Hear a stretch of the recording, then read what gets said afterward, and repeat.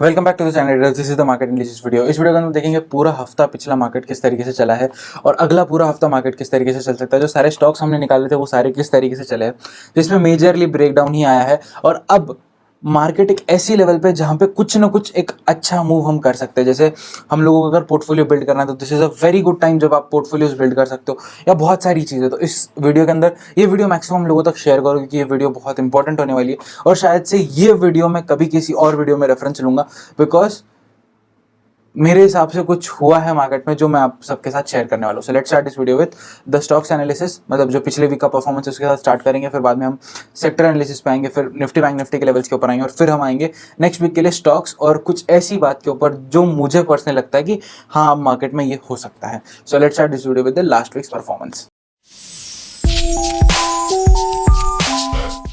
सो पिछले वीक में हमारा सबसे पहला स्टॉक था मारुति सुजुकी, और क्लियरली दिख रहा है कि इसमें एक बहुत बड़ा ब्रेक डाउन देखने मिला। मोस्ट प्रॉब्ली मैंने बोला था कि ये रेजिस्टेंस एरिया, यहाँ पे आप देख सकते हो, रेजिस्टेंस के पास जाके फिर रेजिस्टेंस लेके वो नीचे आया, और नीचे हमारा एक बड़ा टारगेट अचीव किया, दूसरे टारगेट की तरफ वो जाने की कोशिश कर रहा था। ठीक है, बट अब यहाँ पे क्या है, एक अच्छा सपोर्ट एरिया है। और दूसरी सबसे इंपॉर्टेंट चीज़ ये कि मेरे हिसाब से मार्केट्स हैव बॉटम्ड आउट। तो अब वो सारी चीज़ें मैं निफ्टी और बैंक निफ्टी के एनालिसिस में जब हम आएंगे उस चीज़ के अंदर हम डिस्कस करेंगे। नेक्स्ट स्टॉक हमारा था बजाज फाइनेंस। बजाज फाइनेंस भी काफ़ी नीचे आया और मुझे पर्सनली लग रहा था कि यहाँ पे ये सपोर्ट ले लेगा, बट इसने सपोर्ट लेके ऊपर नहीं गया। सपोर्ट ब्रेक करके सीधा नीचे आया। नीचे आया तो ऑलमोस्ट 5400 का टारगेट अचीव किया, और 5000 का जो मेरा टारगेट था वो उसने अचीव नहीं किया है। ओके, सो 5400 का मतलब ऑलमोस्ट मेरे हिसाब से 250 पॉइंट्स के आसपास का फॉल हमने कैप्चर किया बजाज फाइनेंस में, और वो तो एक ही दिन में गैप डाउन में मिल गया। अगली दिन ऊपर गया, रेजिस्टेंस लेके फिर नीचे आ गया। तो बजाज फाइनेंस भी अच्छा स्टॉक था अगर किसी ने ट्रेड किया होगा पिछले हफ्ते तो। Next stock is Jubilant foods.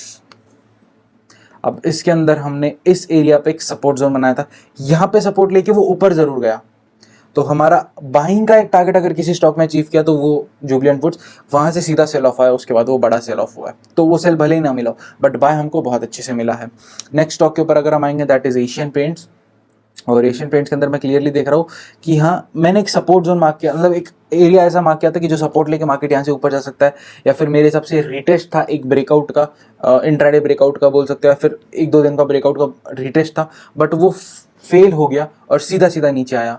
नीचे का एक टारगेट अचीव किया, दूसरा टारगेट भी बहुत अच्छे से अचीव किया। मतलब ऑलमोस्ट लो जो इसने लगाया है दैट इज 2560, और मेरा टारगेट था 2555 के आसपास का। तो ऑलमोस्ट टारगेट अचीव हो चुका है। ठीक है, अब आते हैं नेक्स्ट स्टॉक के ऊपर दैट इज बजाज ऑटो, जिसके अंदर हमको एक बहुत तगड़ा सेल देखने मिला।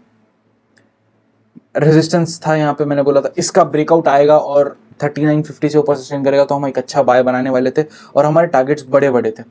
बट रेजिस्टेंस लिया, डबल टॉप बनाया, और सीधा एक कैंडल में इसने 3 टारगेट्स अचीव किए स्ट्रेट अवे। सीधे सीधे एक ही कैंडल में तीनों टारगेट्स अचीव हो गए हमारे। तो एक दिन में ही हमारा ऑलमोस्ट ट्यूसडे के दिन बोल सकते कि हमारा टारगेट अचीव हो चुका था। ठीक है, सो इस तरीके से मेरा पिछले वीक का परफॉर्मेंस था, हमारे स्टॉक्स का पिछले वीक का परफॉर्मेंस था। अब हम आएंगे नेक्स्ट वीक के लिए, जो सेक्टर्स है वो सारे किस तरीके से चल रहे हैं उसके ऊपर। सो हमारा सबसे पहला सेक्टर है ऑटो सेक्टर, और ऑटो सेक्टर के अंदर आप क्लियरली देख सकते हो बड़ा बड़ा सेल देखने मिल रहा है, और मेरे हिसाब से यार इस लेवल पे रुक जाना चाहिए, and it should reverse from year. यहाँ से रिवर्स नहीं होता तो स्ट्रेट अवे यहाँ तक का टारगेट मैं पर्सनली लूँगा। ठीक है, नेक्स्ट सेक्टर के ऊपर आता है एनर्जी। एनर्जी सीधा सेल ऑफ हो रहा है, और अब जो मुझे लेवल मिल रही है दैट इज इस लेवल के आसपास इसने सपोर्ट ले लेना चाहिए। ऑलमोस्ट इस लेवल के आसपास इसने सपोर्ट ले लेना चाहिए। अगर ये लेवल ब्रेक करता तो स्ट्रेट अवे 22,500 के आसपास नीचे आ सकता है। एफएमसीजी सेम, जिस लेवल पे भी मार्केट चल रहा है यहाँ से अगर रिवर्स होता है तो हम मानेंगे कि हाँ, यहाँ से रिवर्सल देखने मिल रहा है।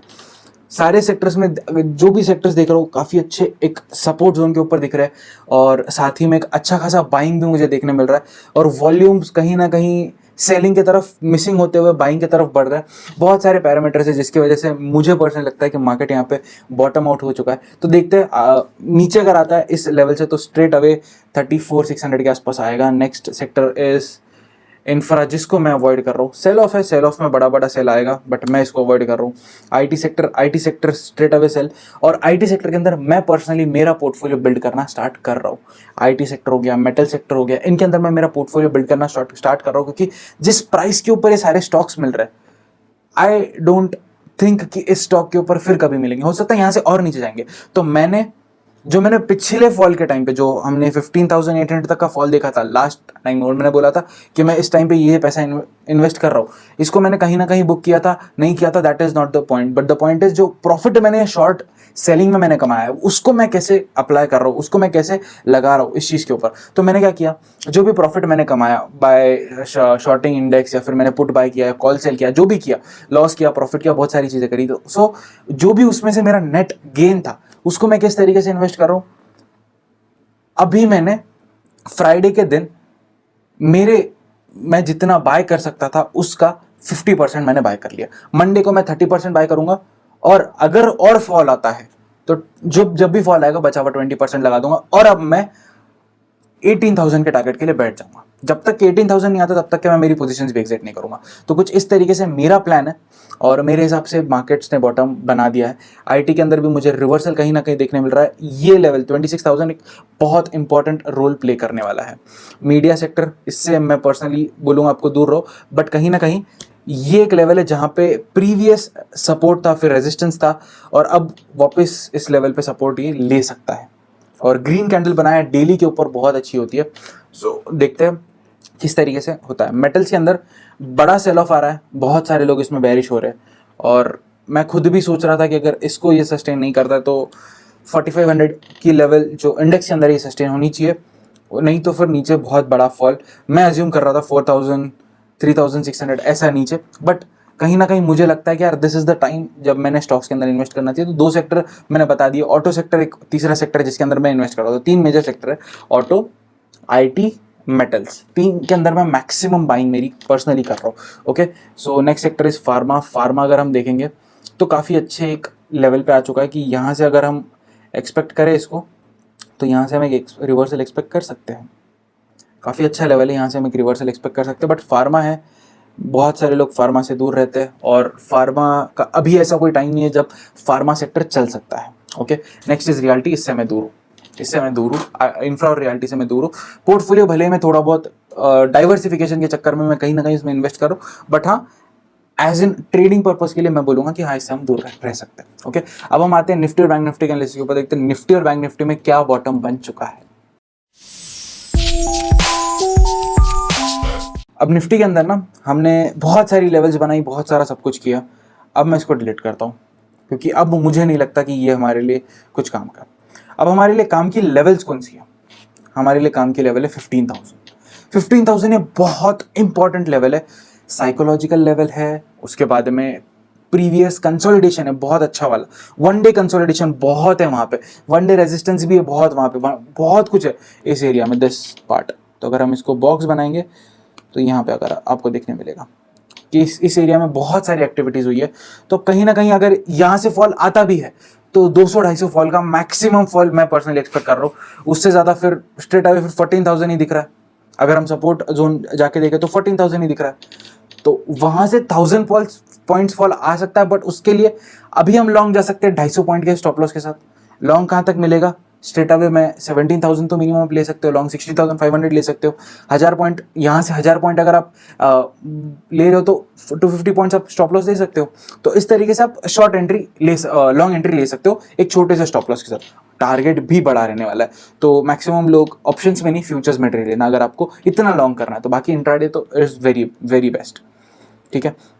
और कहीं ना कहीं इतना बड़ा सेल ऑफ के बाद मार्केट में एक चीज़ देखने मिल रही है कि हाँ गुड साइन कि बुल्स सस्टेन करने की कोशिश कर रहे हैं। थर्सडे को सस्टेन करने की कोशिश की है, फ्राइडे को सस्टेन करने की कोशिश की है। ओके, सो अगर हम इंट्राडे या फिर 15 मिनट्स टाइम फ्रेम के ऊपर आते तो बड़े बड़े गैप्स ही देखने मिल रहे हैं। तो स्ट्रेट अवे मैं कुछ लेवल्स बनाऊंगा, दैट इज ओके 15,400। अभी इतना जोन तो रखना पड़ेगा, 100 पॉइंट्स अप डाउन का हमको स्कोप रखना पड़ेगा, उसके बीच में स्कैल्प कर सकते हो। 15,400 से ऊपर स्ट्रेट अवे हम बाय कर सकते हैं, 15,600, 15,900 और 16,400 के टारगेट्स के साथ। अब बोलोगे कि 17,000 का तो टारगेट मैं दे रहा हूँ, हाँ that is a swing big target. ये हो गया अगले वीक का व्यू। बाकी अगर 15,200 ब्रेक करता है तो शॉर्ट बना सकते हो 200 पॉइंट के लिए, ये ब्रेक करता है तो 14,600 और 14,000 दो ही टारगेट्स रहेंगे, सीधे बड़े बड़े दो टारगेट्स अचीव हो जाएंगे। इससे नीचे आएगा तो मैं एक अलग से सेपरेट वीडियो बना के उस चीज़ के ऊपर डिस्कस करूंगा। ओके, अब आते हैं बैंक निफ्टी के ऊपर। बैंक निफ्टी को अगर हम 1 डे के ऊपर लगाएंगे तो हमने बहुत सारी ड्राइंग करी, सबसे पहले सारी ड्राइंग हटा देंगे और अगर सिंपल सा एनालिसिस करें तो क्या यहाँ पे हम ये बोल सकते हैं कि हाँ यार काफ़ी अच्छे जोन पे आ चुका है। और मैं काफ़ी दिनों से बोल रहा था करेक्टिव, एक इम्पल्सिव मूव आया, फिर करेक्टिव आया, फिर इम्पल्सिव आया, फिर करेक्टिव आया, फिर इम्पल्सिव आया था, बट ये कंप्लीट नहीं हुआ, उससे पहले ऊपर चला गया था। तो वो चेन वो तोड़ चुका था। अब ये किस तरफ जा रहा है, अगर इस लेवल को ये सस्टेन कर जाता है, बैंक निफ्टी अगर इस लेवल को सस्टेन कर जाता है, तो मैं आपको बोलूँगा कि this is the bottom of the market. मेरे हिसाब से कहीं ना कहीं मार्केट में ने एक बॉटम बना लिया, क्योंकि बहुत ज़्यादा पैनिक आ चुका है मार्केट में। और वो बोलते हैं ना कि buy the fear and sell the greed, बस वही वाला लॉजिक है इस चीज़ के अंदर। ठीक है, सो अगर हम 15 मिनट्स टाइम फ्रेम के ऊपर आके हम इंट्राडे लेवल से अगर हम बनाएंगे तो 32,900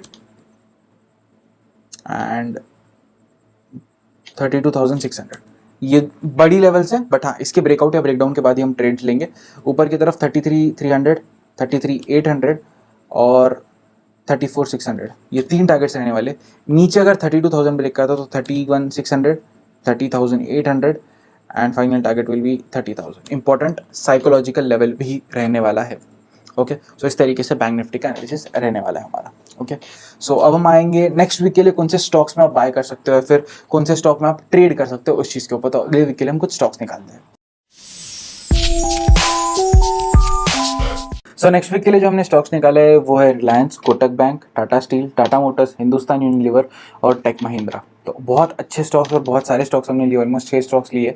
तो इनके एनालिसिस हम देखते हैं। सबसे पहले हम स्टार्ट करेंगे रिलायंस के साथ। रिलायंस इसलिए क्योंकि अब मार्केट में कुछ मूवमेंट आएगी तो रिलायंस के अंदर एक बड़ा मूवमेंट आएगा।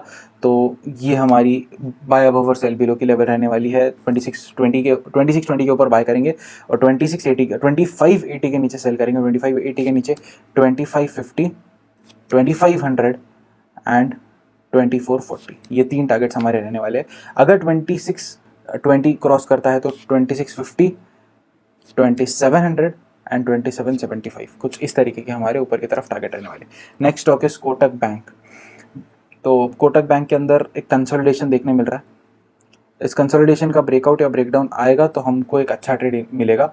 ऊपर जाता है तो ऊपर के ये 3 टारगेट्स रहने वाले। नीचे जाता है तो नीचे कुछ इस तरीके से हमारे 3 टारगेट्स रहने वाले। सिंपल। ओके, सो ऊपर की तरफ ब्रेकआउट देता है तो 1720, 1770 और 1815। 1850 नीचे ब्रेक करता है तो 1640, 1600, 1540, सिंपल से टारगेट्स है। नेक्स्ट स्टॉक के ऊपर अगर हम आते हैं दैट इज टाटा स्टील। तो टाटा स्टील के अंदर कुछ सेम तरीके का पैटर्न मुझे देखने मिल रहा है, दैट इज कंसोलिडेशन। और जैसे इस कंसोलिडेशन का ब्रेकआउट मुझे देखने मिलेगा तो I am going to initiate a trade. अगर ऊपर की तरफ ब्रेकआउट मिलता तो 940, 975 और ऑलमोस्ट 1024 के आसपास तक का टारगेट लेंगे। नीचे आता है तो 860, 800 एंड 720 तक। ठीक है, इस तरीके से नीचे के 2 टारगेट्स रहने वाले। बाकी ऊपर की सारी लेवल्स में डिलीट कर देता हूँ। तो सिंपल सा एनालिसिस है। ठीक है, इस तरीके से Tata steel. Next is Tata Motors, क्योंकि ऑटो सेक्टर में मैं लॉन्ग जा रहा हूँ तो ऑटो सेक्टर के अंदर से एक स्टॉक मुझे लेना था, तो it will be Tata Motors. और टाटा मोटर्स के अंदर जिस भी डायरेक्शन में ब्रेकआउट आएगा हम उस डायरेक्शन में ट्रेड इनिशिएट करेंगे। ऊपर की तरफ के बहुत सारे टारगेट्स मैंने लगा के रखे हुए। So major targets will be, I would say breakout के बाद 1410 के आसपास का हम एक टारगेट रखते हैं। 1425 एंड 1445 के आसपास, ये थोड़ा बड़ा रहेगा लास्ट टारगेट। ठीक है, नीचे आता है तो 370, 350 एंड 320, ये 3 टारगेट्स नीचे की तरफ रहने वाले हैं। सिंपल, इसको मैंने पहले सपोर्ट रेजिस्टेंस देखा हुआ है, इसके लिए मैं सारे स्टॉक्स के अंदर स्ट्रेट अवे लेवल्स मार्क करता हूँ। Next stock is Hindustan Unilever. Hindustan Unilever को लेने के पीछे रीज़न ये है कि इसमें काफ़ी अच्छा वॉलेटिलिटी मुझे पर्सनली देखने मिल रहा है। सो और इसमें एक रेंज भी है। काफ़ी दिनों से एक रेंज में वो चल रहा है। रेंज ब्रेकआउट या ब्रेकडाउन देखने मिलेगा तो हम ट्रेड इनिशिएट करेंगे। नीचे की तरफ कुछ ये 2 टारगेट्स रहेंगे, ऊपर की तरफ ये 3 टारगेट्स रहेंगे। सिंपल सा एनालिसिस। नेक्स्ट स्टॉक के ऊपर आते दैट इज टेक महिंद्रा, और टेक महिंद्रा के अंदर एक rounding bottom type of pattern मुझे देखने मिल रहा है। ये एरिया में एक rounding bottom type of pattern है। सो अगर इसका ब्रेकआउट आता है तो एक बाय इनिशिएट करूंगा 980 से ऊपर for the target of 1020 and 1080। ये 2 टारगेट्स के लिए मैं बाय करूंगा। और बाकी अगर नीचे आता है और 950 ब्रेक करता है तो I will sell for the target of 900 and 840। ये 2 टारगेट्स के लिए मैं पर्सनली इसमें सेल बनाऊंगा। ओके, सो इसी के साथ मैं इस वीडियो को खत्म करता हूँ। आई होप आपको ये वीडियो समझ आएगा, क्योंकि ये वीडियो के अंदर मैंने एक ही चीज़ बोली कि मार्केट यहाँ पे बॉटम आउट हो चुका है मेरे हिसाब से, और थोड़ा बहुत नीचे जा सकता है। मैक्सिमम 250 पॉइंट्स का स्टॉप लॉस है तो आप 100,000 पॉइंट्स का लॉन्ग एक बना सकते हो। ओके, सो आई होप आपको ये वीडियो बहुत पसंद आएगा। वीडियो पसंद है तो please like share subscribe comment सब कुछ करके जाना। With that said I end this video. Very very happy note. Happy trading to all guys. Bye and thank you for watching and staying Tesla.